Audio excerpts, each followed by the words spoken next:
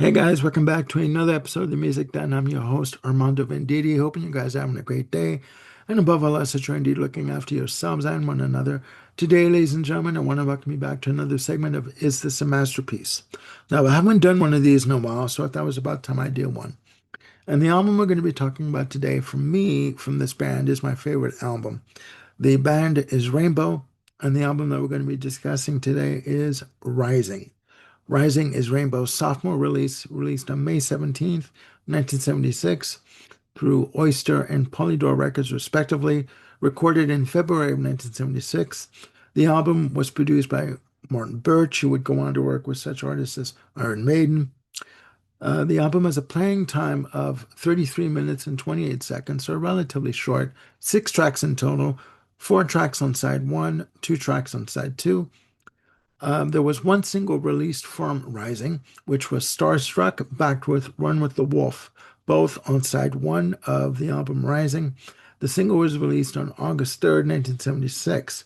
Now, in terms of the history of Rainbow coming together, it's very interesting. And it goes like this. In 1974, after the release of Deep Purple's Stormbringer, lead guitarist and founding member and songwriter Ritchie Blackmore found himself increasingly dissatisfied with the musical direction that Deep Purple were going in. And at this point, Deep Purple were fronted by a very young David Coverdale, who would go on to a very successful career as a solo artist with Whitesnake, etc. Now, Ritchie Blackmore booked some time in the studio to record one song, a cover of Black Sheep of the Family. Now, with him, he brought in the studio the band Elf. Elf were an American rock band fronted by one Ronnie James Dio, and Elf would open for Deep Purple on some of their European dates for a couple of their tours, and Elf were signed to Deep Purple's Purple Records. Well, Ritchie Blackmore liked the results of Black Sheep of the Family, so he extended the recording sessions and eventually came up with 9 songs that would make up the debut album, Ritchie Blackmore's Rainbow, released in August of 1975. Unfortunately, the reviews for Ritchie Blackmore's Rainbow were less than stellar. The critics had said that the band, or the album, sorry, lacked intensity and direction. Well, this infuriated Ritchie Blackmore to no end, and he was out to prove to the media and to his ex-bandmates in Deep Purple that he could survive um, on his own or as part of another band. Uh, but before they could record a second album under the name Rainbow, Ritchie Blackmore decided to fire all but one member of the band. He kept Ronnie James Dio as lead vocalist and lyricist, and he fired the rest of the band. Now, performing on Rising, you have what some people would consider to be the classic lineup of Rambo. And you know what? I would have to agree. So, performing on the album, you have Ronnie James Dio on vocals and writing lyrics. You have Ritchie Blackmore on guitar, Tony Carey on keyboards, fantastic keyboard player, Jimmy Bain on bass, and the one and only Cozy Powell on drums. Fantastic drummer. Also, you have the Munich Philharmonic Orchestra providing strings and horns on some of the tracks for Rising. Now, what made Rainbow so unique in my eyes was that Ritchie Blackmore was a fan of classical music.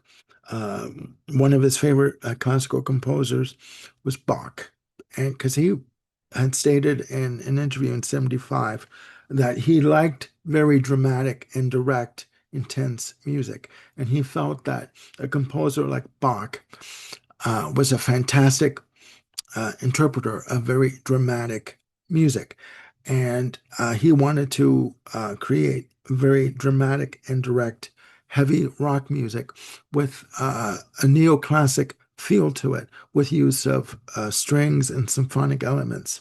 And when you add Ronnie James Dio into the mix, you have someone that specialized in writing fantasy-based themes in terms of the lyrical content for the music that they were going to create.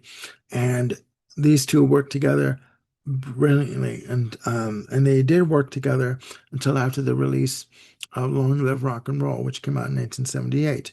They would part ways on very bad terms, and I do not believe that they mended fences at all. And it's unfortunately that we lost Ronnie James Dio to cancer in 2010. But back to Rising. Rising has 6 tracks in total, and this is a rock album top to bottom. There are no ballads. There's no songs with slow breaks in them, like even mid-tempo. It's a rock album from track 1 to track 6. Again, 4 tracks on side 1, 2 tracks on side 2, and we'll get into it. Starts off with the lead-off track, Terror Woman, clocking in at 6 minutes and 13 seconds. Brilliant track. Starts off with a beautiful extended synth intro by Tony Carey for 1 minute and 17 seconds. And then the guitars come in, and then the drums with the rest of the band come in. Wonderful heavy drumming from Cozy Powell. Strong vocal delivery from Ronnie James Dio. Very passionate, very intense. And again, thematically, it's talking about an individual who is taken in by a fortune teller at a fair, and he's taken to a place where he can't get out of. But the instrumentation on this track, along with the rest of the album, is tight. It is intense. It is over the top, but it is fantastic. And then it runs into the next track, Run with the Wolf, at 3 minutes and 48 seconds, which was the B-side to the one and only single Starstruck. And in my notes, I have here a nice thick harmony guitar on this track. Strong drums, again, from Cozy Powell. Cozy Powell had an amazing ability to just play some thunderous drumming. A lot of people talk about John Bonham with his ability, with the drums and how thunderous his drumming was. And John Bonham's drumming was thunderous, really big and bold and bombastic. But Cozy Powell, you know, for me, listening to this album ranks right up there. The drums are just powerful and intense, along with Ronnie James Dio's vocals. Coming in after Run with the Wolf is the lead-off single Starstruck, 4 minutes and 6 seconds. Again, for me, I kind of look at this track as like an up-tempo blues arrangement in terms of the whole track. Strong bass, just great guitar work. It sounds like they were having fun in the studio. And it's also got to be said, when Ronnie James Dio went solo, he would perform Starstruck along with another track from the album Stargazer in his set list when he formed the band Dio. So, he had an affection for these 2 songs. But again, Starstruck to me just sounds like the band are having a great time in the studio, just having fun, very loose. But again, I do get the sense that it has a blues arrangement to it, uh, or a blues feel to it. Sorry. Side 1 ends off with "Do You Close Your Eyes," 2 minutes and 58 seconds. Again, another balls to the wall, heavy rock track, just really good drumming, really heavy guitar, over the top lead vocals from Ronnie James Dio. Ronnie James Dio, as a vocalist, had a power and a force and a ferociousness in his delivery, but also had wonderful control, wonderful delivery, and just could sing with such emotion and passion that the only other singer that I could compare him to would be Freddie Mercury. Obviously everyone knows I love Queen. And when Richie Blackmore said that when he first heard Freddie Mercury, he did compare him to Ronnie James Dio because he felt that they both had that same sort of, almost the same vocal range and delivery. But there is such a ferociousness in Ronnie James Dio's delivery in terms of his vocals that to this day is unmatched.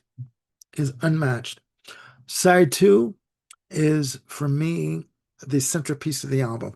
There are two tracks, Stargazer, which starts off the side, sorry, at 8 minutes and 26 seconds, a blistering extended piece. Heavy drum roll on the intro, and then the guitars come in, wonderfully done, just heavy as all get out, and an over-the-top passionate vocal delivery done by Ronnie James Dio, of course. And the premise of the track, the theme of the track, is dealing with an individual who claims to be the answer to everyone's problems in terms of their existence. Follow me.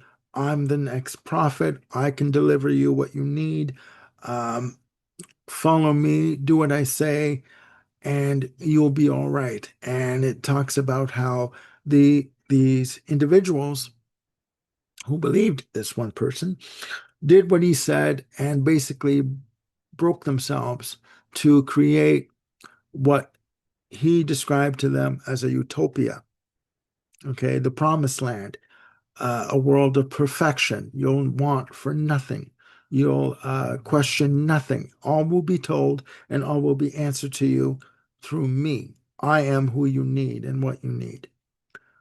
Well, no, because eventually his disciples, quote unquote, uh, decided that this guy was a false prophet. He didn't have any of the answers that they needed or what they thought they were looking for. And he basically deserted them, and they were left to fend for themselves. This track for me is the center of the album. It is wonderful. It is big. It's bombastic. It is huge. A fantastic uh, performance from Cozy Paul on drums.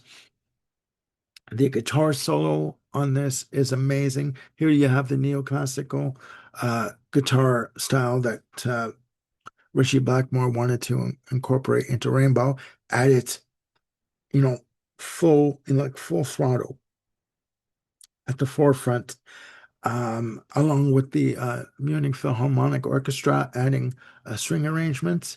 It's big, it's bombastic, it's Rainbow at its best. And the song ends with basically the disciples saying, okay, we've been left here by this so-called Messiah, this so-called answer to our prayers.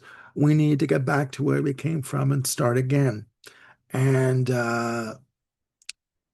it's a passionate, excruciating vocal performance done by uh, Ronnie James Dio. And when I say excruciating, you can almost sense his vocal cords are bleeding from the delivery that he's giving. And with the lyrics, my eyes are bleeding and I'm far away from here, meaning that he's going back home.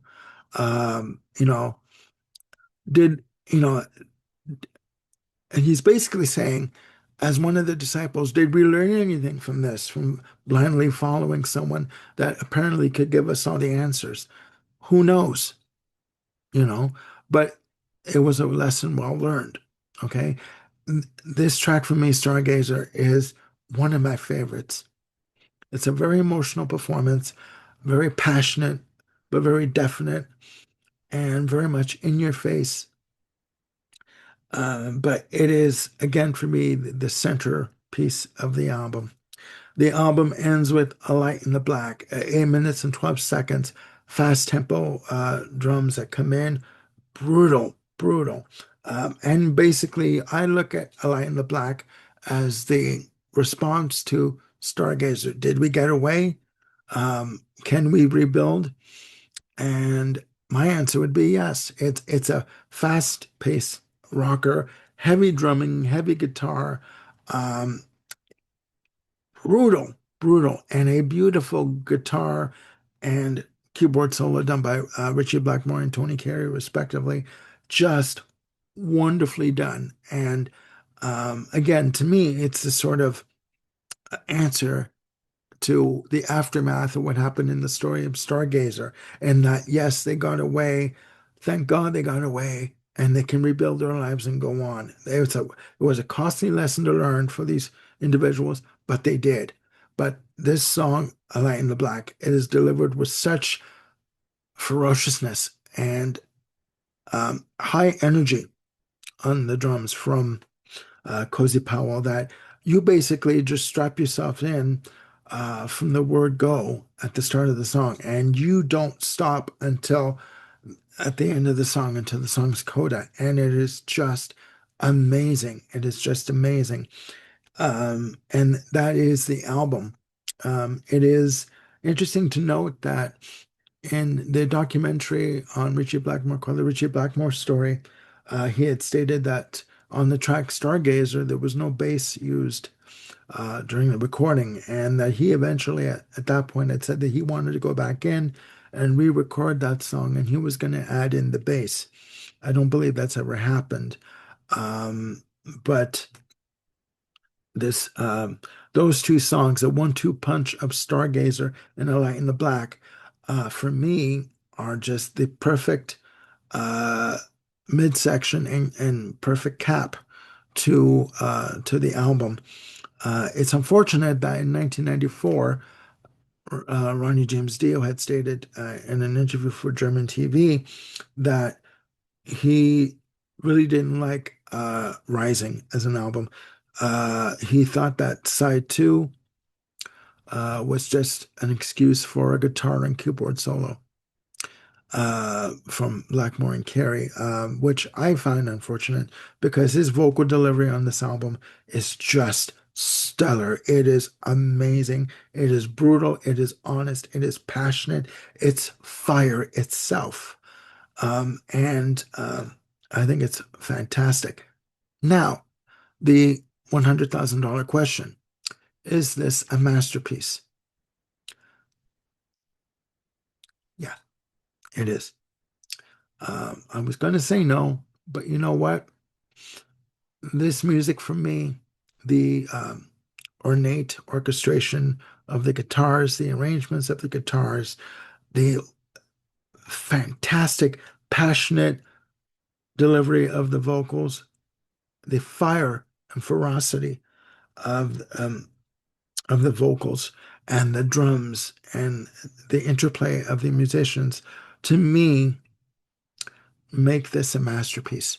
And for me, what makes an album a masterpiece for me, if I haven't mentioned this before, it's also about, not all about, but it's also about emotion and what certain songs make you feel.